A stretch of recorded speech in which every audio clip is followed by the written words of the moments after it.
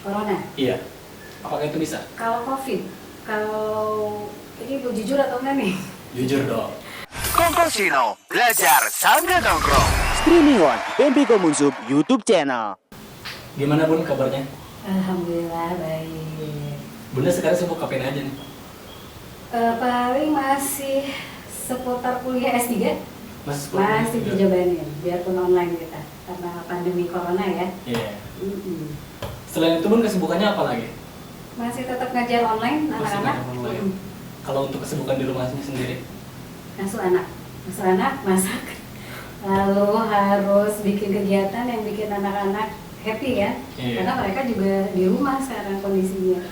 Kondisi psikologis sebetulnya sih yang paling berat. Betul.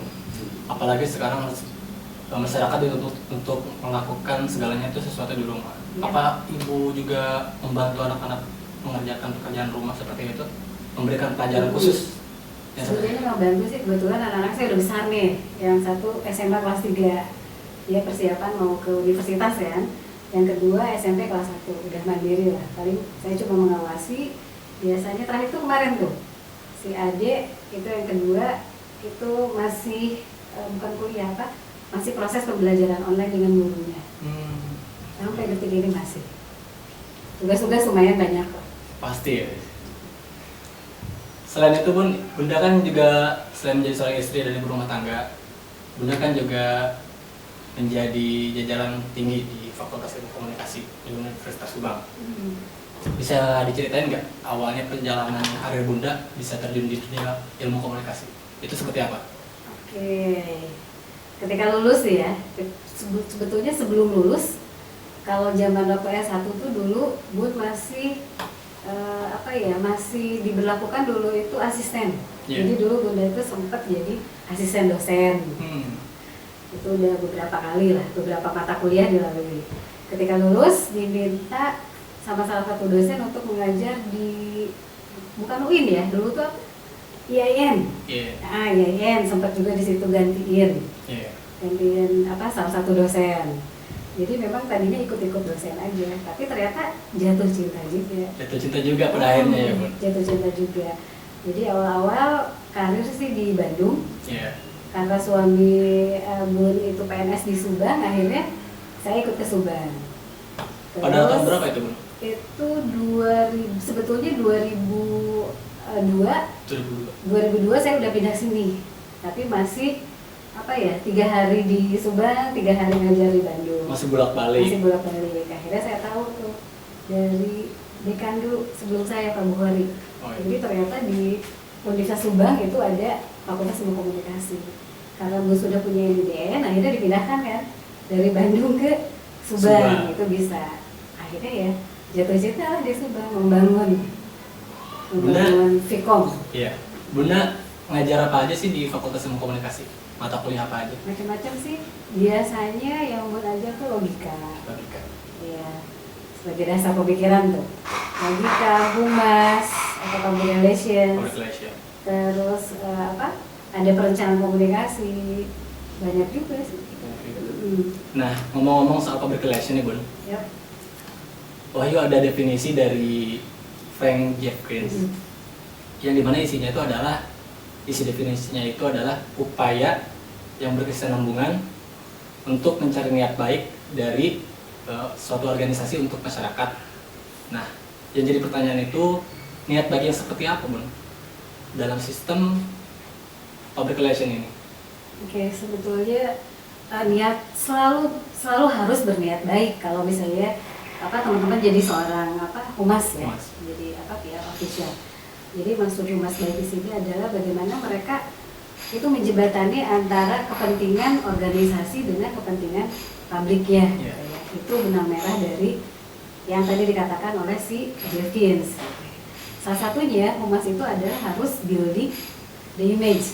Yeah. Jadi bagaimana untuk membangun satu citra atau image yang baik dari satu perusahaan yang diwakilinya sebetulnya.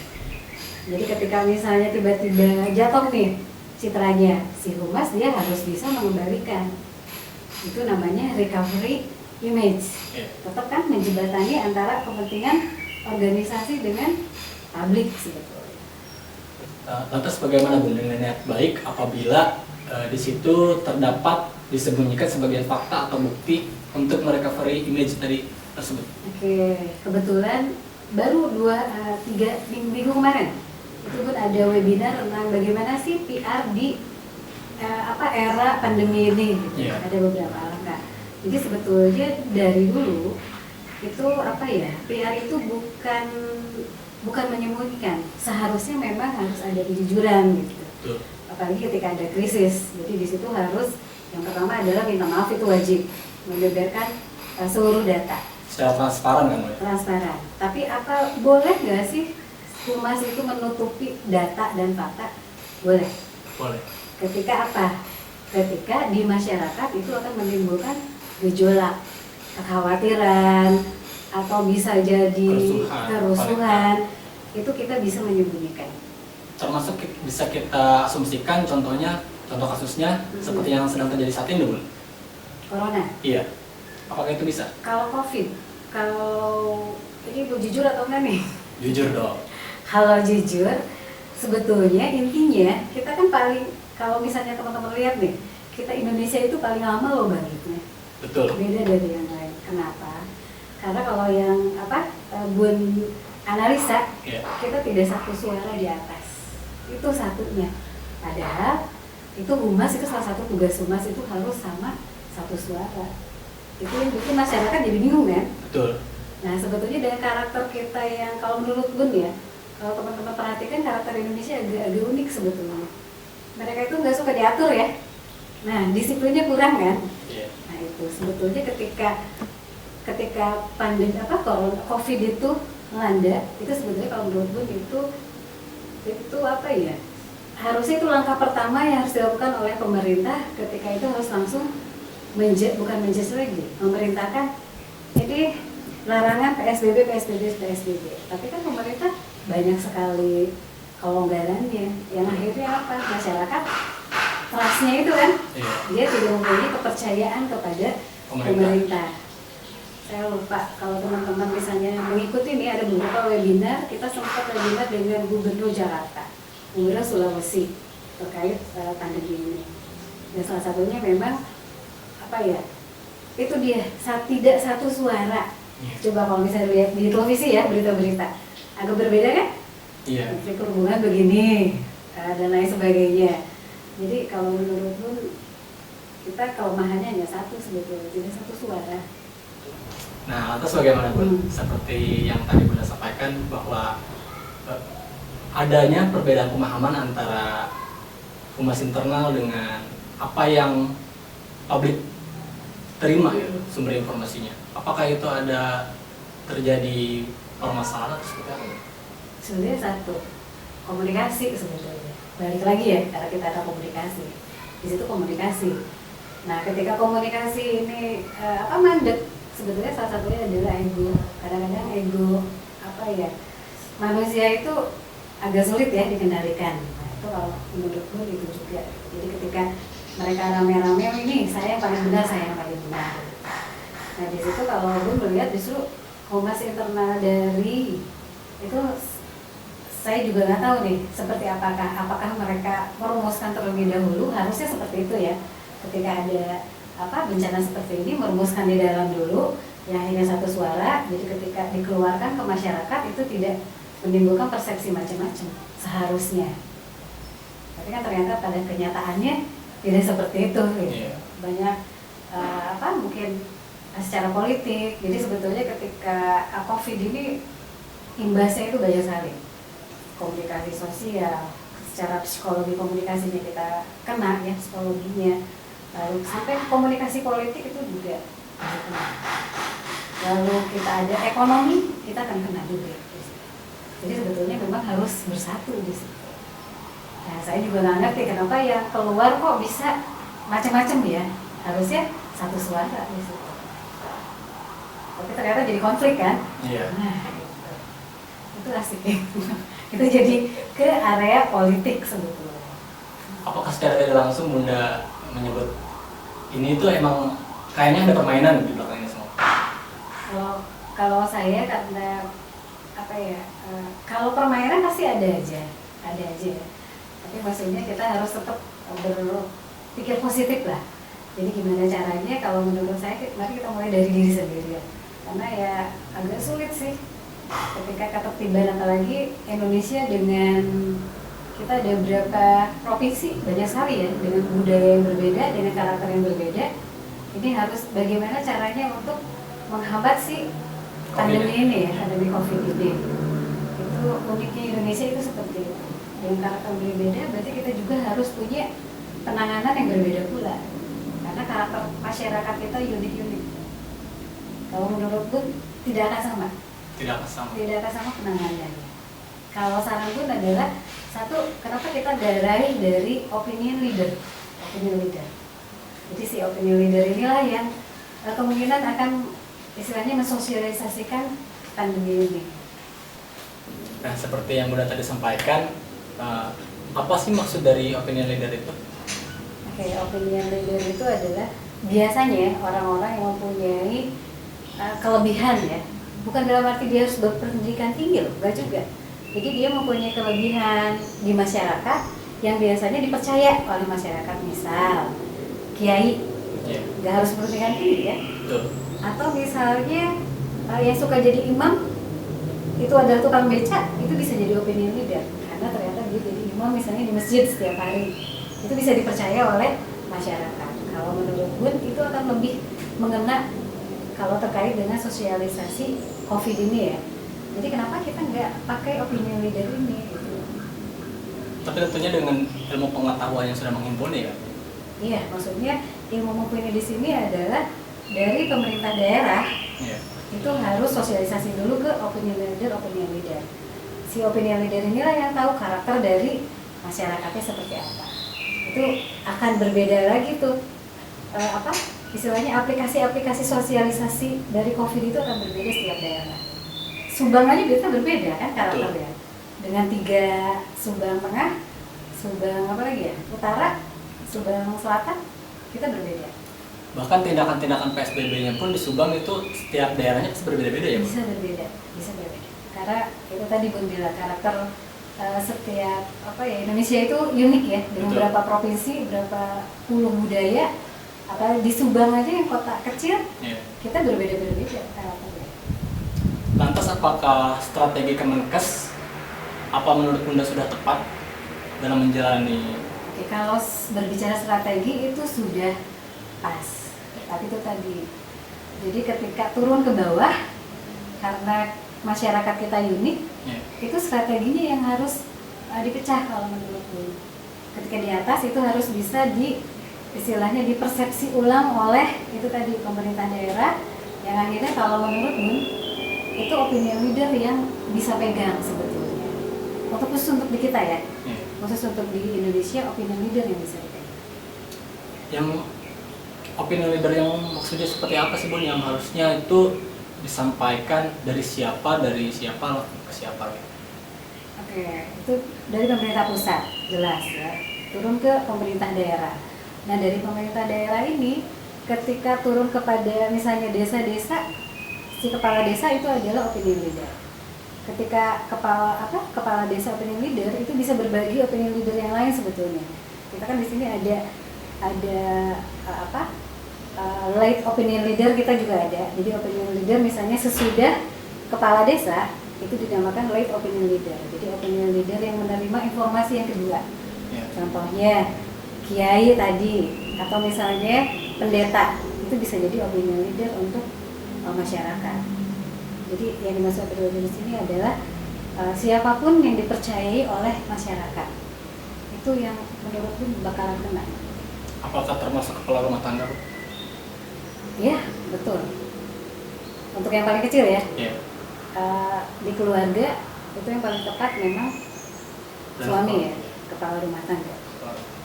Nah, kita sekarang udah ada pertanyaan dari beberapa media tentang klarifikasi Bapak Ahmad Yuryanto selaku public relation dari pemerintahan tentang penanganan COVID-19 ini.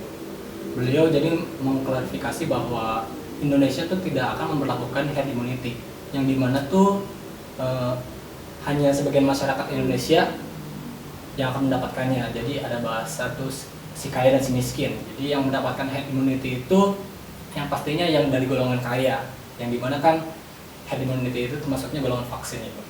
Nah, tapi adanya harus diberlakukan herd immunity ini untuk masyarakat Indonesia, pemerintah harus membiarkan 70-80% masyarakat Indonesia harus terpapar terlebih dahulu untuk mengetahui bahwa masyarakat itu ada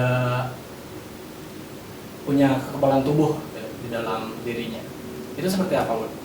Bunda menanggapi tentang berita atau statement herd immunity, tentang bantahan dari public relation apa Julianto tersebut? Iya, itu mungkin ada apa? Hati-hati juga dengan kata-kata ya, kita bisa miskom gitu ya. Herd immunity, memang lagi ini nih, Ya, gencar-gencarnya ya, ya. lagi rame-ramenya. Siapa yang kuat, Iya. siapa yang bisa hidup lah istilahnya Betul. seperti itu ya. Asumsi yang beredar di media sosial seperti itu. Padahal sebetulnya menurut dari pemerintahan tidak seperti itu. Tidak Pak. seperti itu. Tapi yang tadi kata Bun, kita tidak bisa menyalahkan persepsi orang. Nah itu teman-teman juga harus hati-hati dengan berita-berita hoax. Salah satunya terutama disebarkan oleh yang saya kira lagi booming ya, media sosial. Itu berita-berita hoax itu. Yang akhirnya terakumulasi kan, jadi opini publik. Akhirnya jadi pembenaran si herd immunity ini. Tapi memang kalau misalnya lihat di Amerika, Ya. mereka malah menantang. Iya. Jadi apa ya, mereka pengen kena si virus COVID ini, mereka pengen kena gitu. Bahkan di negara yang sudah memperlakukan herd immunity itu, Swedia sekarang menjadi negara urutan pertama se-Eropa Utara yang jumlah kematiannya itu lebih tinggi sekarang karena memperlakukan herd immunity ini sendiri. Nah itu mungkin pemerintah Indonesia juga kan sudah melihat ada contoh, tapi memang di klarifikasi beliau memang kita tidak ada herd immunity kan. Betul. Persepsinya ini yang harus hati-hati. Yang kata Bun tadi, balik lagi kita harus hati-hati dengan berita hoax ya. Lalu terutama di masyarakat awam ya. Yang itu tadi, kalau menurut Bun opini leader ini yang harus berperan gitu. Jadi bagaimana sih berita hoax ini jangan sampai jadi opini publik yang jadi kebenaran gitu. Itu apa ya, mengerikan juga nantinya kalau itu jadi satu kebenaran. Berarti balik lagi ke opinion. Kalau menurut Bun, karena kita misalnya dari pemerintah daerah nih, masyarakat nggak bisa apalagi Subang ya, Subang kan ada tiga kabupaten, bukan tiga kabupaten, 3 dataran lah ya. Nah itu dengan masyarakat yang berbeda-beda, itu pasti persepsinya akan berbeda-beda juga terhadap satu berita.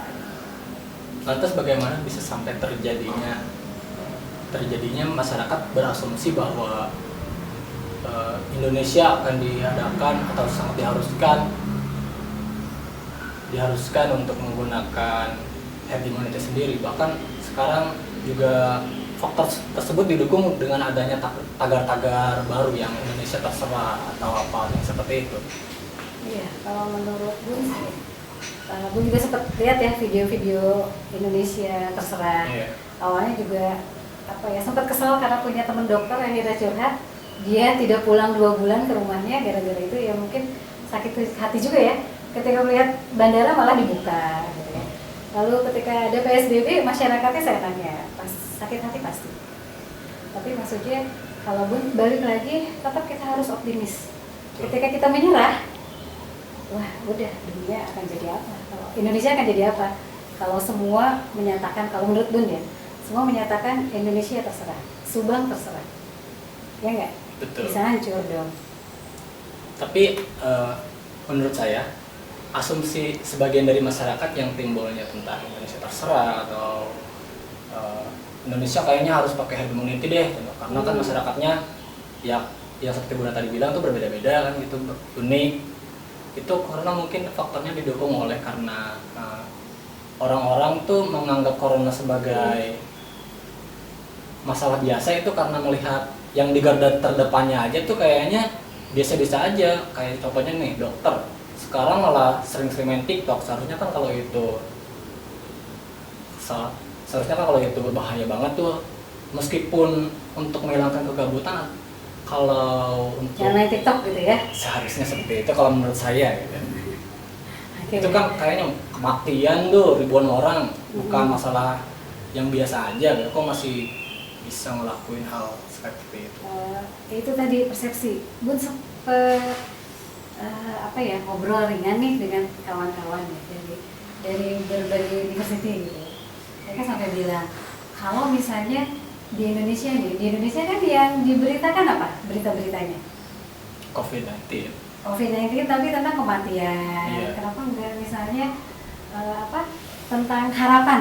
Kalau menurut teman-teman misalnya harapan ketika seorang yang penderita COVID itu sembuh, itu dari awal sampai akhir itu seperti apa? Itu mungkin akan membuka masyarakat tidak dalam ketakutan gitu, akhirnya. Tapi kan di Indonesia justru yang di-share itu adalah ketakutan kan untuk beberapa orang. Iya. Tapi beberapa masyarakat awam yang kalau menurut gue yang tidak terkena informasi, tidak terkena paparan informasi, mereka akan biasa. COVID itu bukan apa-apa. Seperti flu biasa gitu. Seperti flu biasa. Flu biasa. Asumsi ini tuh juga semakin kuat karena dinilai WHO itu tidak transparan tentang menangani COVID-19 ini. Apakah itu balik lagi ke upaya niat baik yang strategi yang disembunyikan di public relation tersebut? Oke, kalau lihat baik ya public relation seorang PR itu pasti tergantung dari pemerintah pusat ya, mau diapakan gitu atau mau dibawa kemana ini.